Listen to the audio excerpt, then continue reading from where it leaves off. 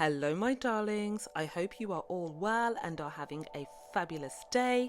In today's video, I'm going to be giving you a quick recap of the eviction interviews that took place last night on Celebrity Big Brother 2024. So if you don't know already, Ekin-su was evicted from the house and Levi was also evicted from the house. I am dropping daily quick recaps and reviews of this whole season, so if that sounds like something that you're interested in, click the subscribe button below so you don't miss out on any upcoming videos. And while you're at it, check out my Big Brother recap playlist to catch up on all the episodes that you may have missed. And without further ado, let's just get into it. Next up to be interviewed was Levi. And Levi was literally buzzing. Like, he looked so happy to have left the house, to be quite honest with you. And he instantly had a lovely moment with his partner. I think her name's Martine. And they were like, your partner Martine is here. And he screamed out, I love you so much, gorgeous. Which I thought was really, really nice. You can see that they are really into each other. And he's basically saying that he feels really good to be out, feels really good to see his partner. He missed his family so much. Even though it was a wonderful experience and one of the best experiences he's had in his life, he couldn't wait to get the F out of there, which I found really interesting.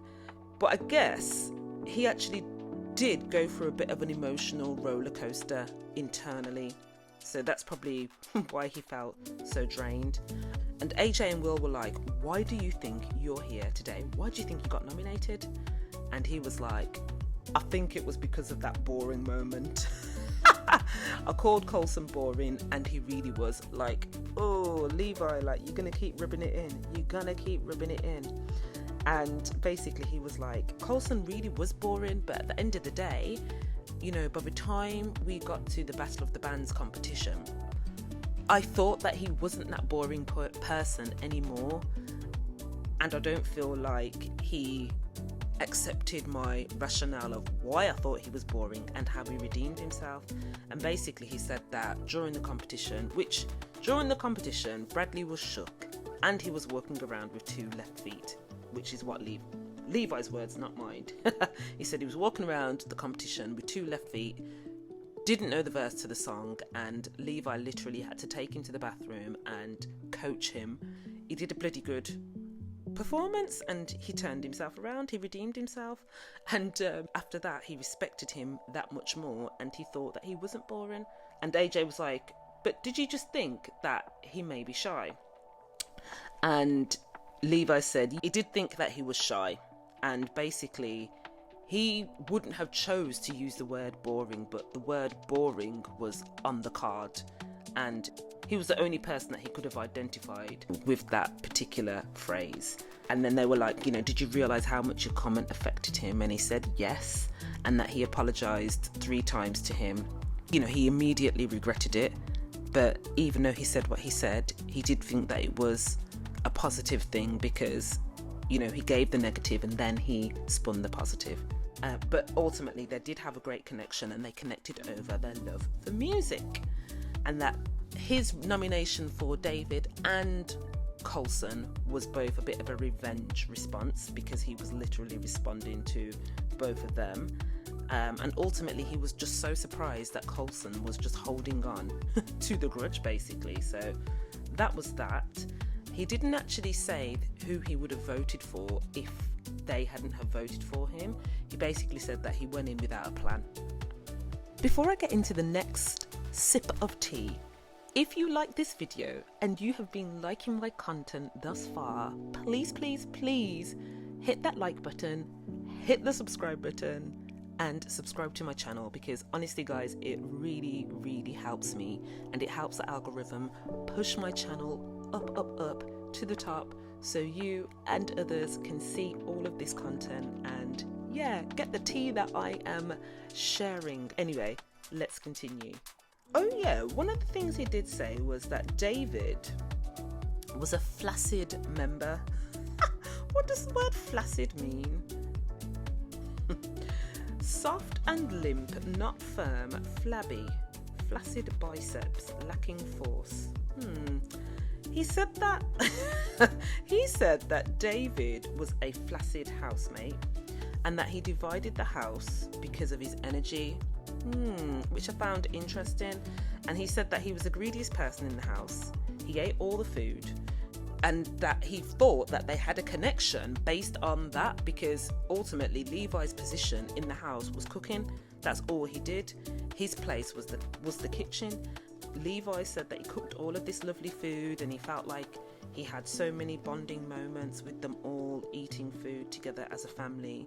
So he was just so surprised to see that David, one of the most active people in the kitchen and one of the most recipients of the food, could have voted for him. So he felt like the vote was a bit of a cop-out. And I felt like this was a bit of a jab, to be honest with you. And he also said that maybe David thought that he was the strongest person in the house and so maybe felt a bit threatened. So I feel like I do feel like with David, and I've mentioned this before, we're not getting enough from him. We're only seeing the loud parts and we're not really getting to see the internals of David. Yeah, but I do feel like he was jabbing him a bit hard there. That was a bit of a jab. Anyway, and then they finished up with, after the face-to-face nominations, did you bother to go and find anything out about David after that? And he was like, no, because he was too busy cooking. So, and he thought that people would have recognised that on the show. And I feel like that's interesting.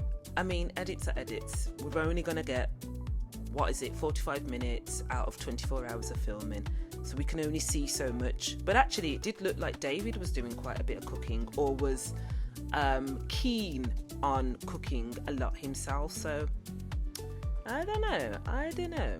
Anyway, Will said, you spoke about people being fake and playing a game. Who was you referring to? He said that, you know what, there was an obvious divide in the house and there was an ageist thing going on in the house. And I feel like we've heard quite a few people that have left the house allude to that. Basically, there was very much a young ones and old ones. But he actually didn't clarify who he felt was being fake and playing a game. But ultimately, he was alluding to the fact that it could have been the young ones, meaning David, Bradley, Coulson, and Nikita. Because during the time when he was having the conversation, he mentioned that him, Ekin-su, Marisha, Zizi, and Louis were having a conversation, and the people that weren't involved in that conversation were the people that were playing the game. So that's who he was talking about. Anyway, AJ says it was interesting that you voted for Zizi twice, which he was being consistent with his statement in the house. He was saying that he just felt like she was being a little too harsh with her opinions, and also with the way she treated Lauren. And he did take Lauren's side during Orange Gate, but he did also vote for her when she broke the rules, because ultimately they all wanted to break the rules, like they all did, but they played by the rules. So for her to do that, it was just a bit unfair. So it seems like he's a bit of a judging Matt Judgington, I think he is. I feel like there's issues within himself, i.e. to do with forgiveness and rules. And he's taking that out on others. That's the kind of feeling that I get, because I know with the whole him saying that Zizi was being unforgiving, well, you then spoke about a lot of things in your personal life and then said, you know, you lost your dad and he died without you forgiving him for what he'd done to you. So I feel like there's quite a few double standards going on with him. Anyway, they also said to him, is there anything that happened in the house that surprised you, that you learned about yourself? And he said, which was really interesting, that he's never cried so much in his life. And he did absolutely cry a lot in this show. He said that really, really surprised him. And he said that he lost his mom about 3 to 4 years ago, I think it was. And Sharon being in the house was a bit of a reminder of his mom. So some of the things that she would say, you know, her reactions. So every time he seen Sharon, it kind of made him want to break down crying, because she was really reminding him of his mum, felt like she was around. So that was bittersweet, obviously, and said that being in the house kind of forced him to have to strip away all of the exteriors, persona, or who he thinks he is or who he portrays himself to be, which is a hard Rasta man, or a tough Rasta man basically. And he felt like being in Big Brother just took all of that exterior away and forced him to really be himself. And that was that. And then he entered the interview by asking if he could sing the Big Brother song. Forever, my brother from another mother, couldn't be no other. So don't you ever change like the weather. Which was nice, and he sung the Big Brother song, and it came to an end. And that was it, my darlings. Short but sweet. As always, thank you so much for watching. Don't forget to hit that like and subscribe button if you haven't already, and drop a comment down below and let me know what your thoughts are, and I will catch you in the next one. Mwah.